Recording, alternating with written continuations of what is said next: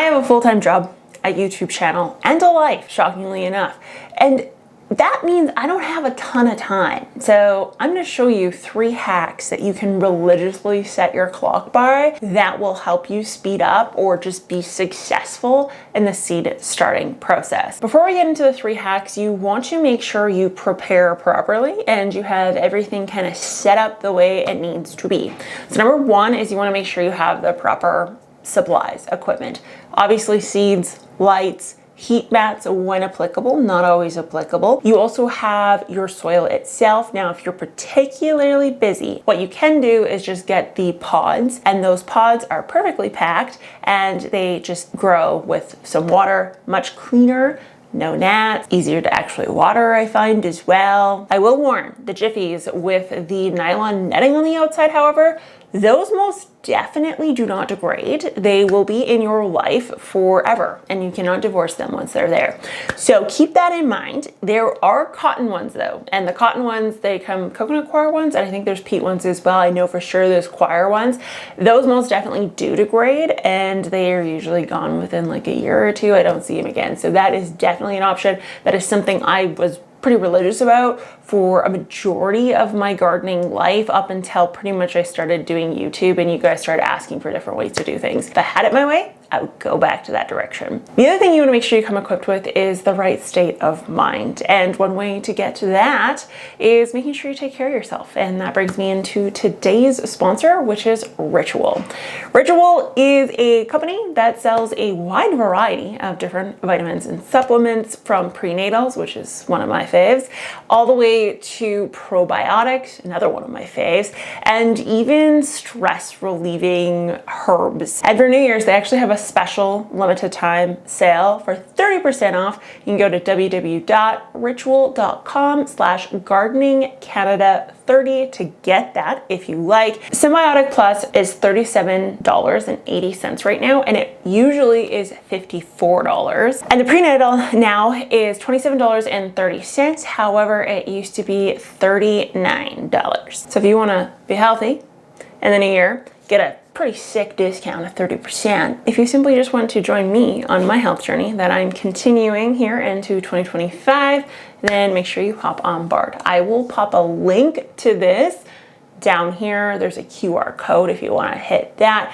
and I will also pin it in the comment down below. Ritual, thank you for being a continual sponsor of this channel.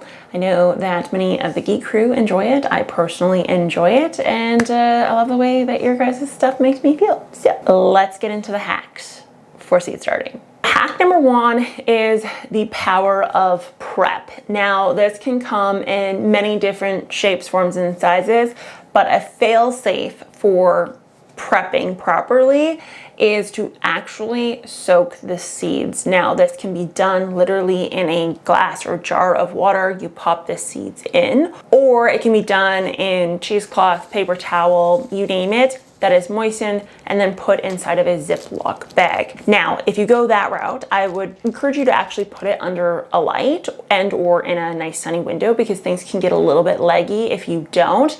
Or if you put them in the water, to make sure that you don't leave them in there over kind of the 48-hour mark. One thing I will say for sure is if you go the water in the container route method, if it floats, it does not mean it's dead. That is a very common misconception. The seed is probably still viable. The only thing that's suspending it is some bubbles underneath. Now, at times it can indicate that there is not much endosperm, aka starch, inside of the cell or inside of the seed itself. And so that's actually because there's air in there instead that will cause it to float. But most of the time it's actually just water bubbles that are kind of holding it up onto the surface itself. So don't just throw seeds away if they're floating. And this goes for little ones all the way to the larger size ones. Now, the reason why soaking is a power hack is because in order for the germination process to even take place, water is the #1 factor that has to be there. You can have heat, you can have soil, you can have sunlight, you can have air, all of that. But if you don't have water, it does not happen. Whereas if you didn't have sun, or you didn't have air, or if you didn't have soil, the seed would still germinate if water was present. So that's it. Water is very integral to the whole process. Now, the way that it works and the reason why you soak is because there is essentially like a little tiny pinprick hole on every seed. And through that little pinprick hole, moisture does penetrate. And once the moisture gets in, it actually causes a chain reaction where the juices start flowing, things start happening once it's exposed to water. But when we have them just simply in soil that is wet or moist, it can take a little bit more time for enough water to trickle into that little pinprick of a hole. And when we soak it, we actually do tend to see this happen a little bit faster. There is no rules to which seeds cannot do this. All seeds can do this. And that does include even the lettuce and the little tiny chamomile seeds, you name it. Those ones you can actually make into kind of like a paste. So you can make that into like a little bit of a paste. You kind of make essentially paper mache. You put the seeds in and then you actually just pipe it on like you would a cake. And very similar reason for why that is constant water supply. So that is absolutely number one. It's going to really speed things up. Not to mention, it will also eliminate / reduce the amount of mold and dampening off you get, because once that seed is germinated, it has a root, it is immediately uptaking water. And once it's uptaking water, that means the water in that cell is cycling more. So it's not hanging out for extended periods of time. So there's less mold and there's a heck of a lot less dampening off, because it doesn't give the soil ecosystem enough time to cause a bacterial or a fungal issue. So that is another reason for why. Okay, hack number 2 is a power move for sure, and that is simply putting the seedlings themselves in the proper humidity and or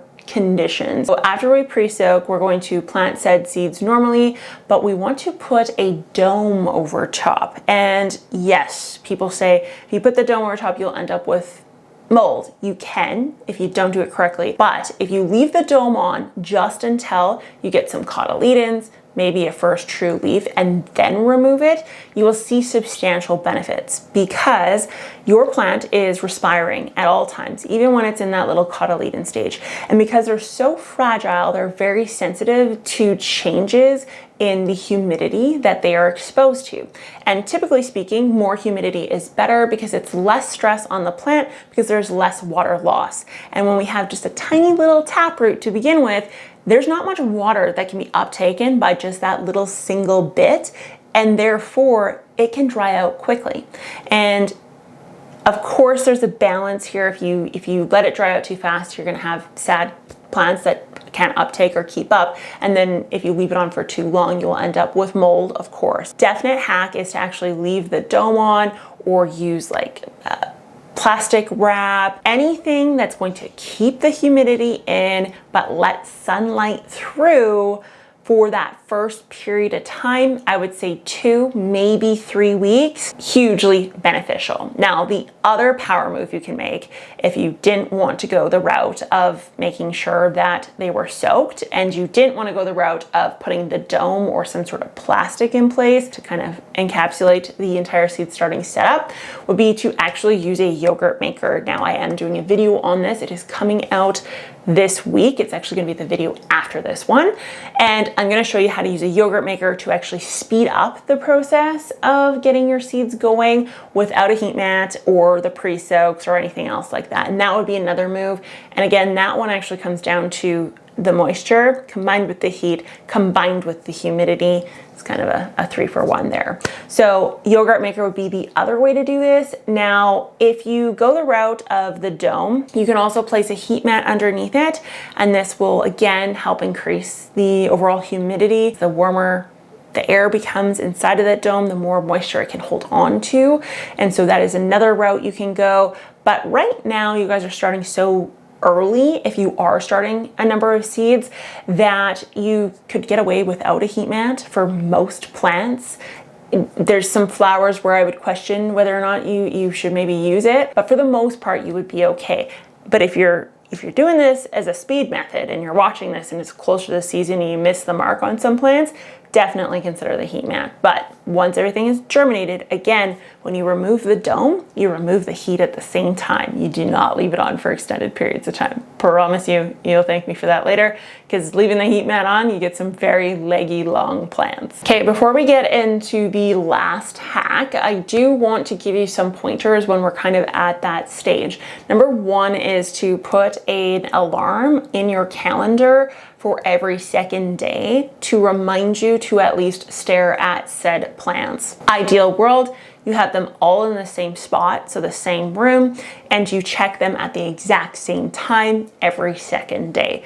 Just because you check them doesn't mean you do anything with them. You may not need to water or do anything crazy, but you want to at least look at them. That is one thing as a busy person I always forget, is you gotta set an alarm to remind yourself to go look. Number two is to help you with the transition outdoors and make that process easier, smoother. Particularly if you're going to follow my bucket method, which is literally not hardening off, putting the plant pretty much directly outdoors with a bucket surrounding it solely to make that the hardening off process.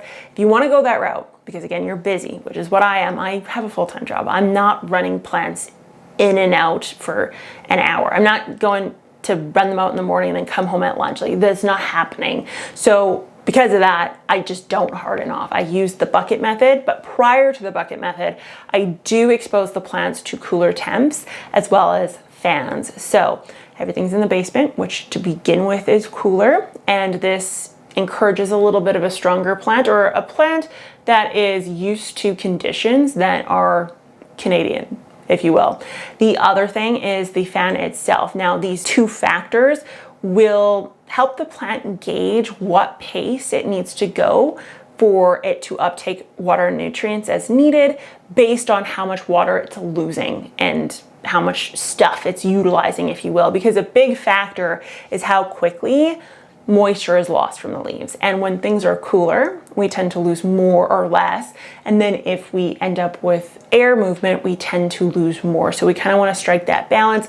And one way to get plants to toughen up a little bit is to literally set a fan, put the plants in the basement, and forget about it. Just that is the process until you get to the bucket method of hardening them off outdoors. I garden on weekends and evenings. Stuff is just, it's in the ground, done. I don't bother with the other fancy stuff. The next one is a seed starting calendar, AKA seed starting cardboard boxes, which essentially is literally just the seeds you have to start that month inside of a cardboard box with January on the front or February on the front or whatever the case is. I personally will put a divider in, and the divider is not sophisticated in any capacity, but that divider tells me that if I didn't get these ones behind the divider in January, I could technically put them in February. So it gives me time to actually look at stuff I can spread out across 2 months rather than 1 month. I don't get as discouraged. I know that anything in front of the flap actually needs to be put on a heat mat because I'm behind now if it's not in the ground by XYZ date, and it's just containers. There's no thought process. I just get it done. The only time I have to put thought into when I'm gonna start something is if I'm starting something I've never started before, or I've noted in my journal that that plant did not do great last year and I can attribute it to the time in which I started it.